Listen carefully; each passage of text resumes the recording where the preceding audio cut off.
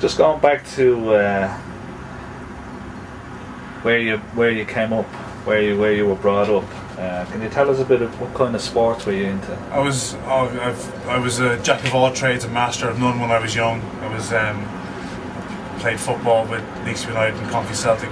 Well, Confi then, but I got injured and kind of fell away from it a small bit. And I got into hurling and getting football then after that. And I was into athletics as well when I was younger, so I kind of, without ever really being brilliant at anything, I was good at none either, I see here that you still play hurl. It's kind of the time of the job now has meant that that's kind of fallen away now as well. When I went over to Cardiff, I used to travel up to Birmingham to go and play hurling with Warwickshire.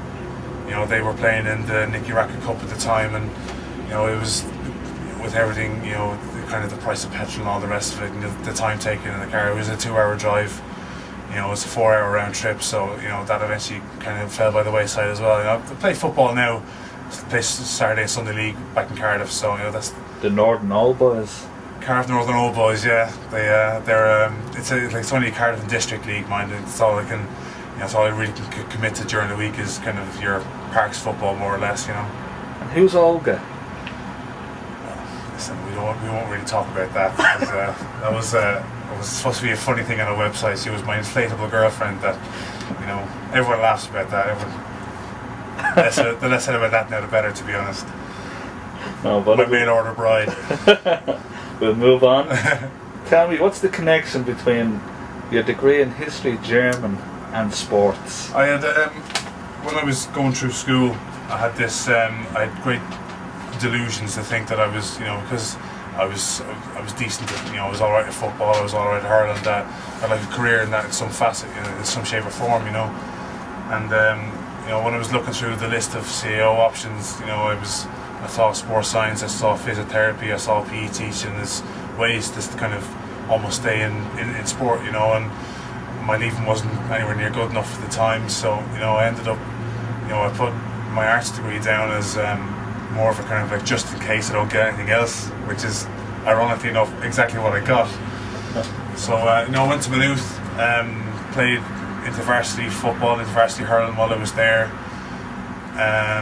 finished it, and then kind of after you come out with a degree, I mean it was brilliant, but what do you do with yourself, and I tried teaching. I taught in a school back in Leixlip and realised that I absolutely hated it.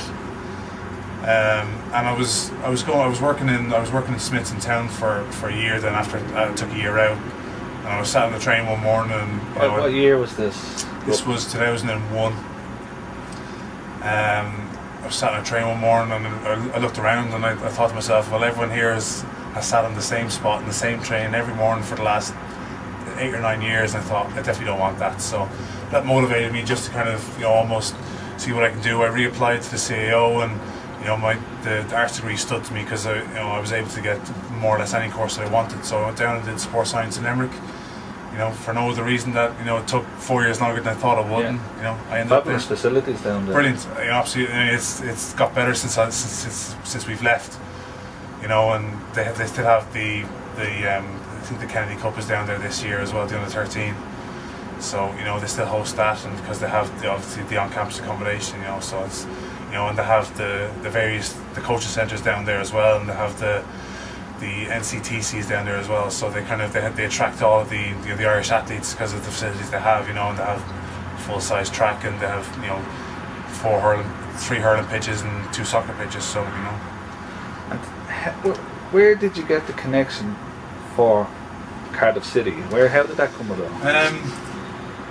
It was 2005. I went down to Australia to work with the West Coast Eagles, their Aussie rules team, and I did a lot of statistical stuff and a lot of fitness stuff down there, and that kind of got me going to think that this is now something viable rather than just a pipe dream, and I ended up coming back then and worked with Bose, and I did transfer what I did in Australia to what I did there, and then the Masters came up in Cardiff, and at the time I had applied for it, and the guy that was organising the analysis department then circulated an email saying that those anyone willing to come in and do some part-time work with the club were more than welcome. So I applied and got a job with the reserves more or less straight away.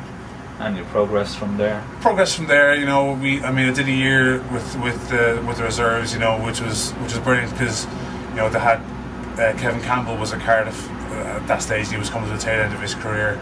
You know, they had Darren Purse there, and they had, you know, Aaron Ramsey was 15 going through reserves when I was there as well. So, you know, it was brilliant way to kind of get in and see how the club operates, and you get in with the banter, and you get in with the lads, and you get in with the coaches and whatnot. So, you know, spent a year there, and then the fella that was doing the first team moved on to Middlesbrough, and they offered me the job.